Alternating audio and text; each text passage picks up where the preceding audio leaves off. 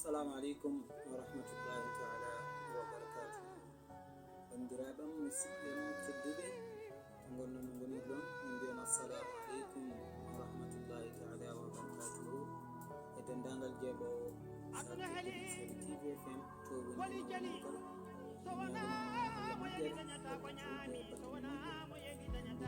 kala kisal Allah e sikki ala bandiraɓe ko yettade ɗo e nene wadde bandiraɓe julmo wuuri min mbiyon juulemo wuuri oɗon jarlo oɗon jaafo fuɗiɗe ko feeñi kala min mi yarlima mi yaafima yo en battuni o saaha mo wuuri taw eɗen ɓeydi e ɓuura e diine e ɓamtare kala yo Allah jaaɓ en jaɓana en dendagal golleji men e sikki ala yo Allah juuɗe gurdam moƴƴina battende bandam ko an andi ko jiɗanɗa hoore ma e moƴƴere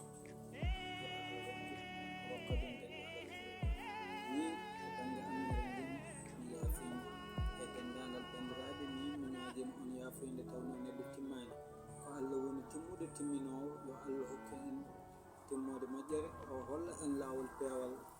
Assalamu aleykum wa rahmatullahi taala wa barakatuhu ko musidɗo on Sibabi Dr. Seyba Dordal. Assalamu alaikum.